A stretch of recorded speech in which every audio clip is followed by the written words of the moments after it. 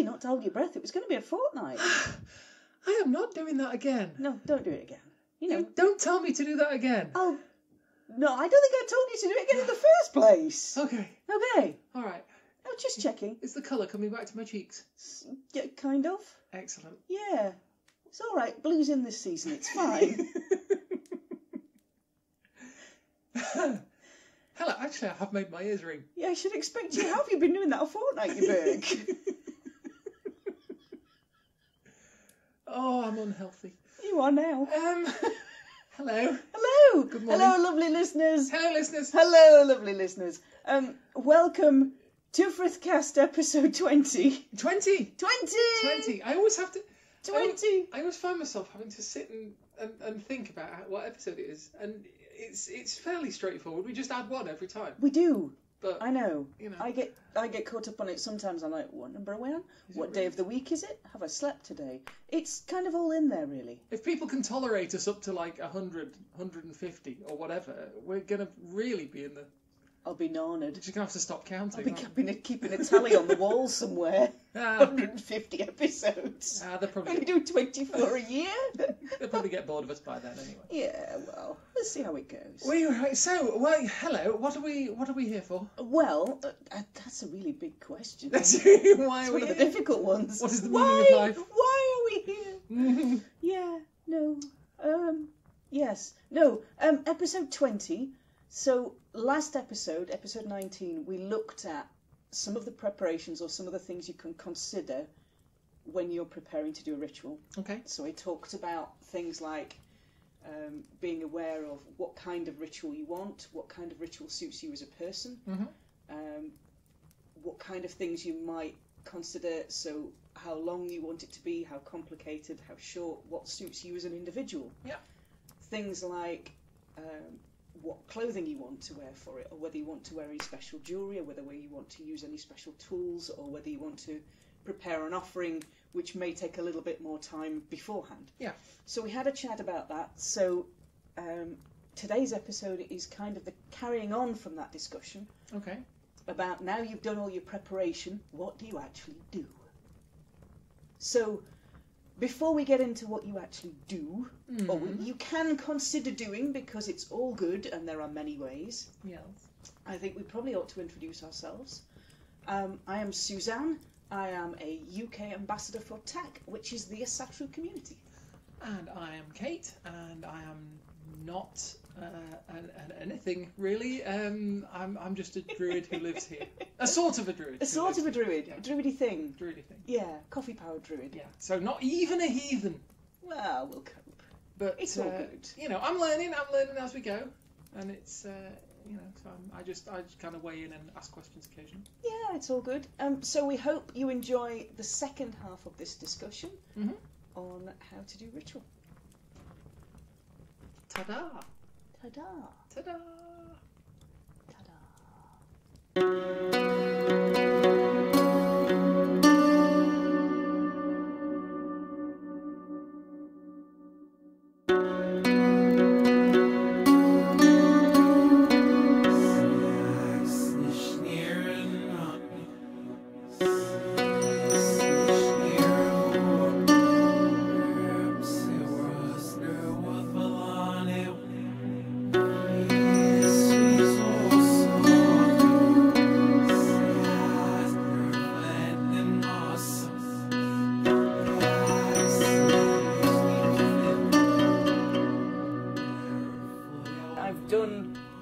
That have been highly ritualised. Yeah.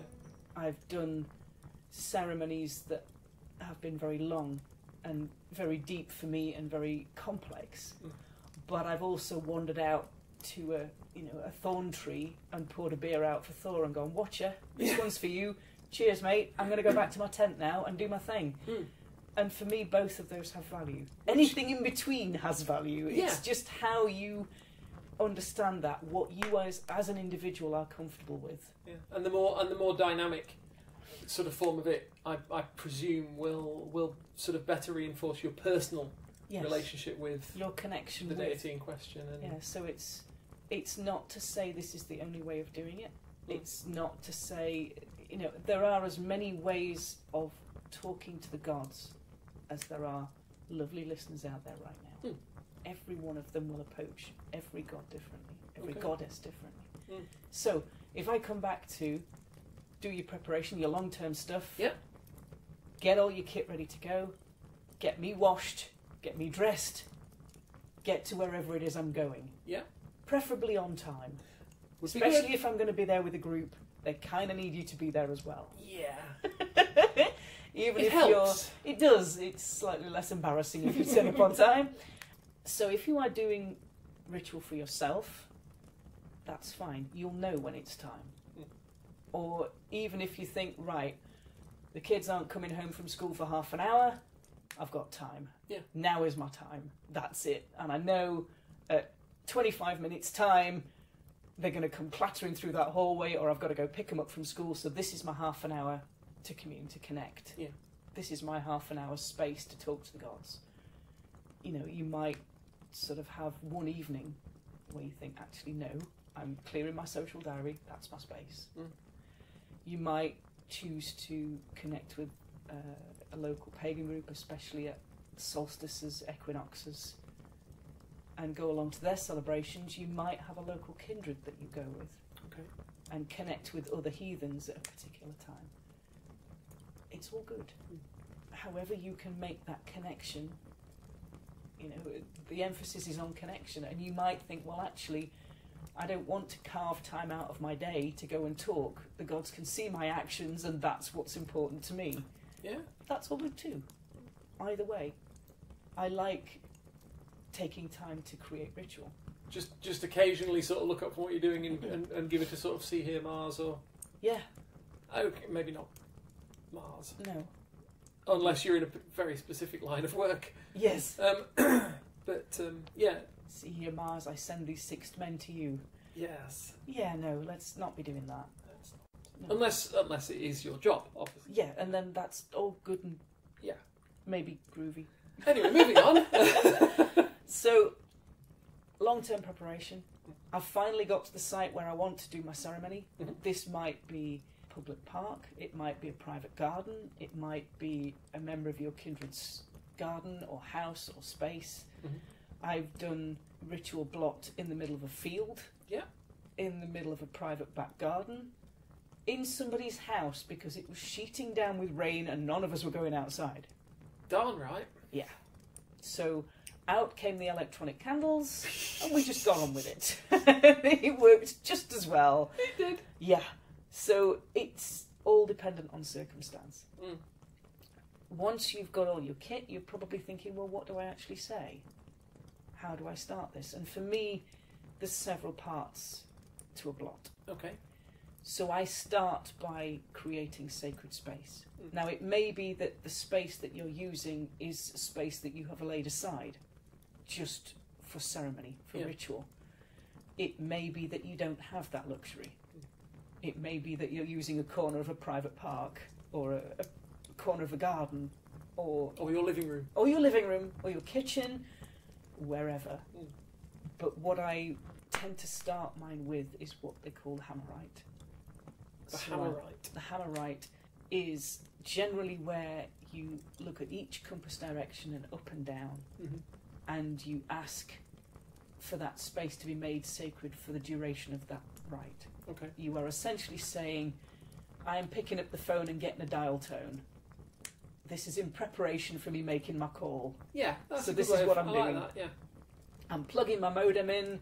I'm getting my wee little beeps. I'm sorry, your modem? I know. Little bleeps. I'm going all retro on you. In fairness, we still have modems. We do. The hammerite that I used at the beginning, some people may have a hammer that they want to expressly use for this purpose. I have seen yours. I have a DIY £2 lump hammer because I find it works just fine. Yeah, straight off the shelf at B&Q. Straight off the shelf at other hardware stores. Other hardware stores are available, yes, obviously. We're not the BBC, we can do it. We're a little bit further down the pecking order than the BBC. This is the BBC, thank you. Send a copy of this to B&Q, they might give us free hammers. Tempting, but no. For the advertising. Yeah, I've got mine already. But I've just got a £2 lump hammer. Yeah. Works just fine for me. It's sat on my altar upstairs. This is the only thing it gets used for is hammerites. So generally you will need to know the 4 cardinal directions. So you need to know north, south, east and west. And I will stand, when I'm ready to start and I've laid all my stuff out, either on a cloth or on the altar, you use anything from a camp table to the floor, whatever works. But I will make sure I've got all my stuff ready before I want to start. Okay.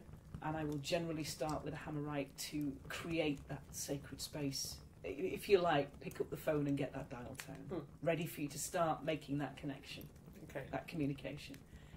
So I will start by facing north, and I will generally raise the hammer in my left hand because I am left-handed.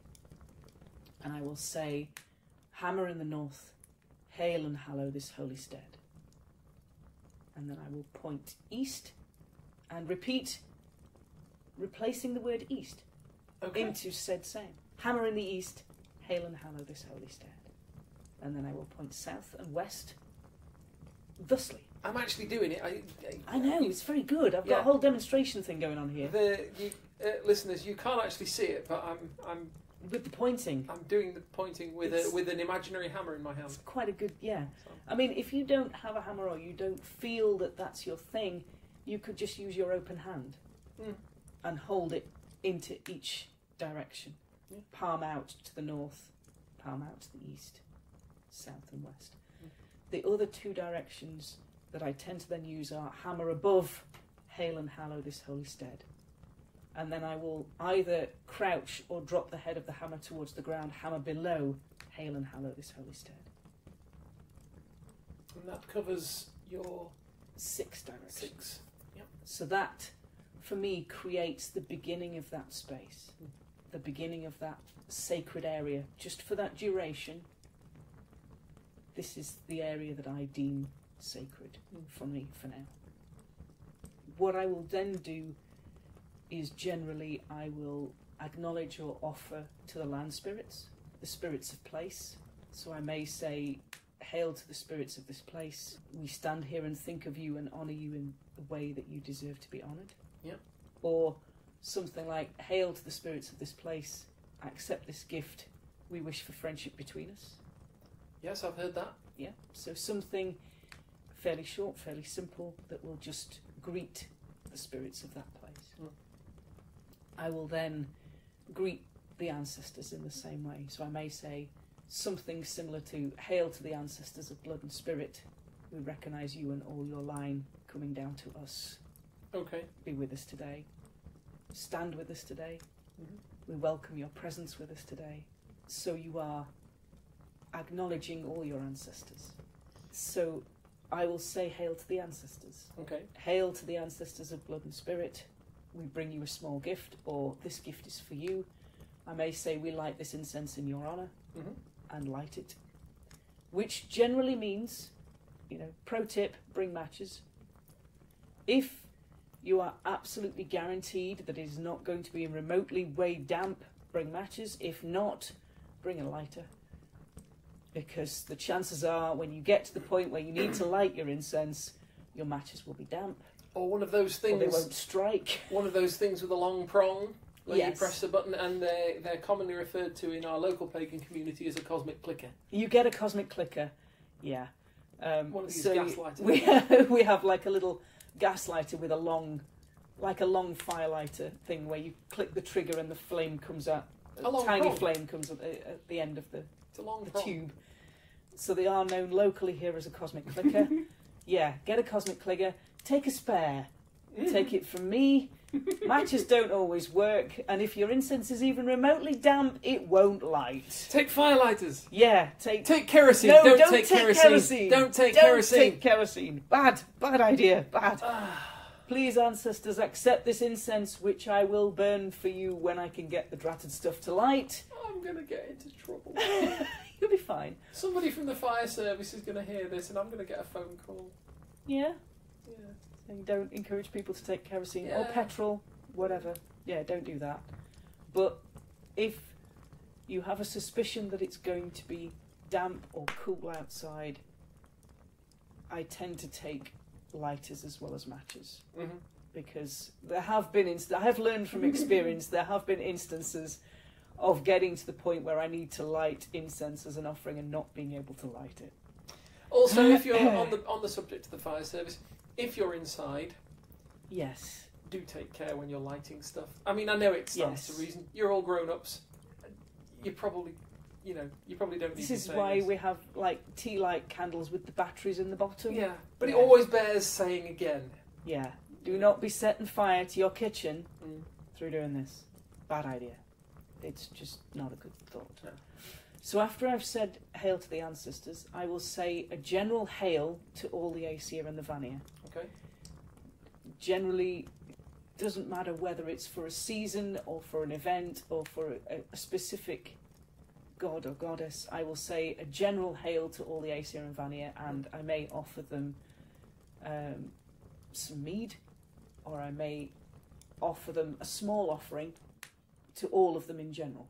Okay. And then, once I have done that, I will get to the central part of the ceremony.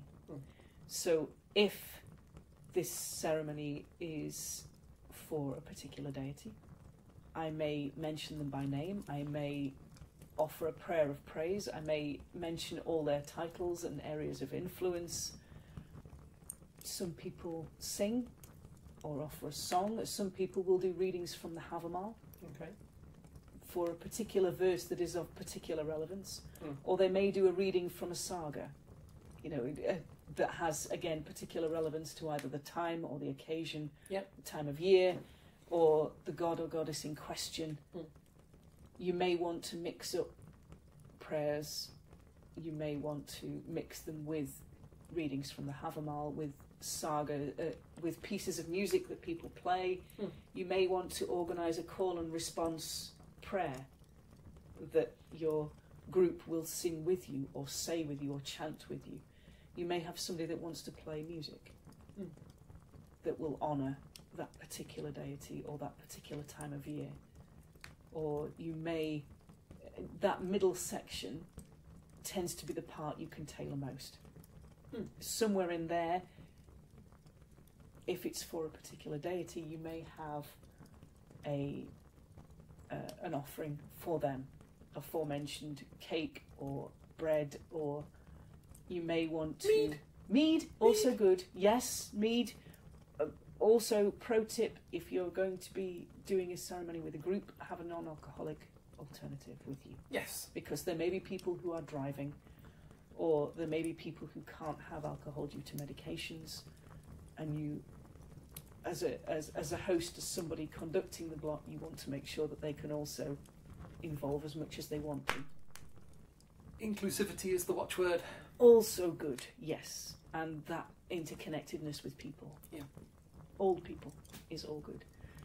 So, again, your preparations will depend on how many people you're doing the ritual for. If you're just doing it for you, you know how much mead you want to take.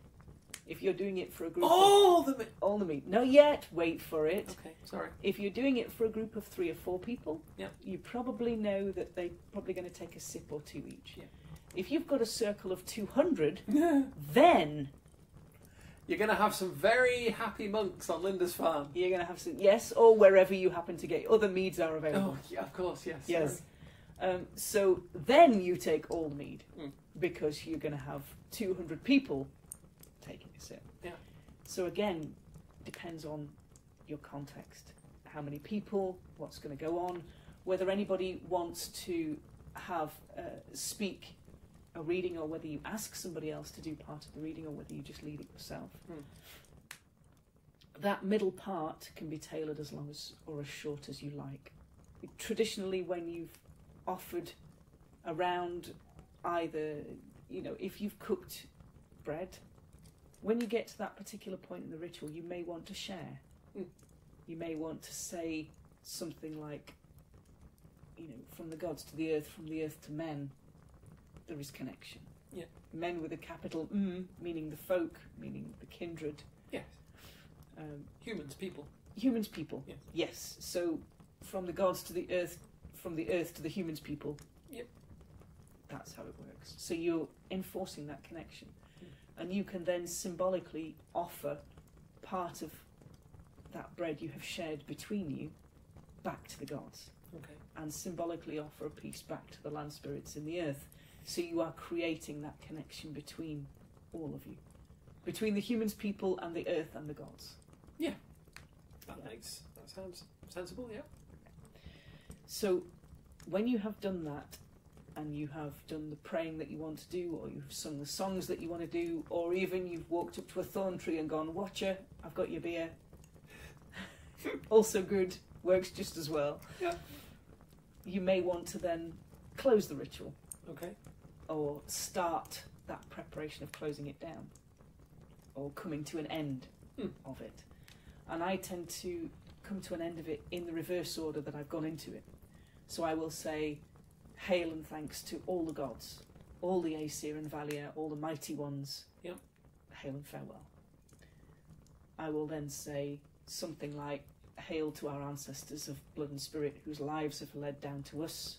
We thank you for your presence here today. Hail and farewell. In, kind of slightly longer terms. Yeah. That's the general. We're summarising.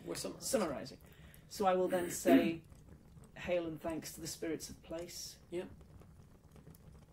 And ask that there be friendship between us for the next time that we visit. Okay. Or the next humans, people that happen to recognise them. May they take the same spirit of friendship that we have. And I will say hail and farewell. I will generally then add an extra hail and farewell if there are folk gathered. Right. So if there are peoples.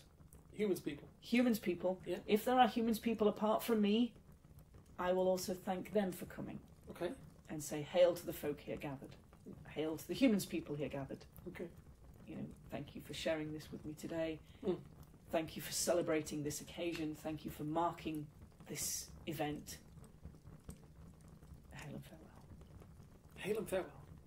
Like that. So you can do call and response. Every time you say hail and welcome or hail and farewell, you can ask that group to also do the same. Yeah. So then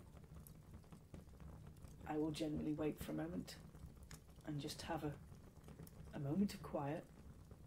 Let things settle. Let things settle. Come out of that ritual space and time. Come back into the space and time here and now. And I will generally pack up my things. If I'm on a site, so it's a public site, I will make sure that I've picked up all my things, including my litter. Yes. I will make sure that all my offerings are biodegradable or are food that animals can eat. Yeah.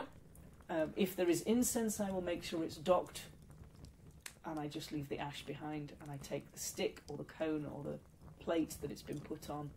I make sure I clear everything away off that site, because the land spirits are there gathered. They are watching my actions. Yeah. Because I've called them to attend, and I've asked them to be welcome in that space. And there's no point in bringing their attention to you and reassuring them of your friendly intentions and then treating their land disrespectfully. Yeah, it doesn't go down too well. So I make sure that I've cleared everything off.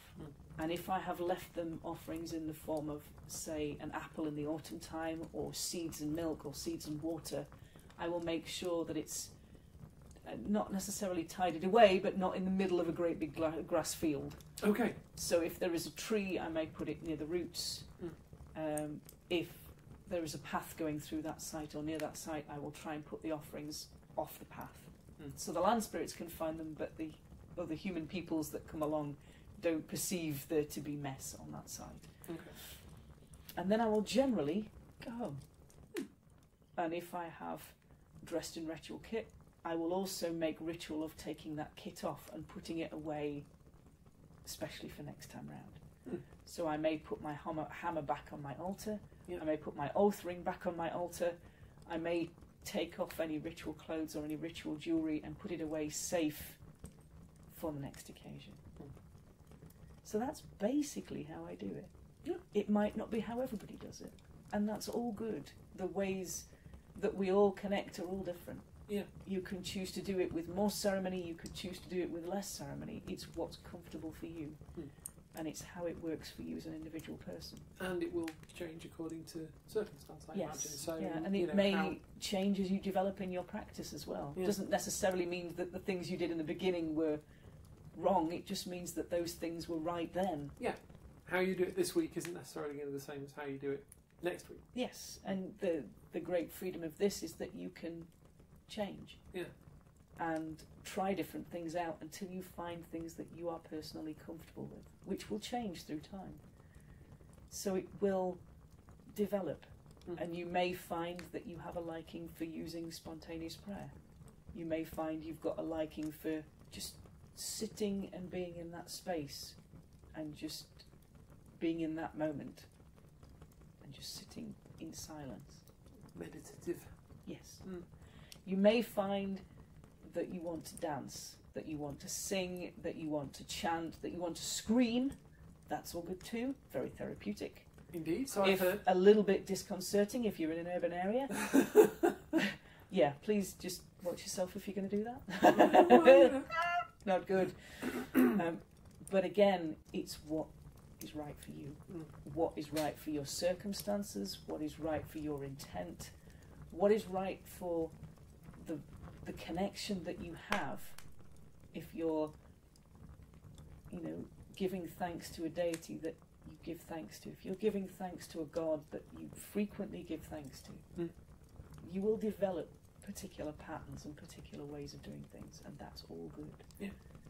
But it's okay to try different things. It's okay to, think about writing a prayer, think about writing a song, think about baking an offering.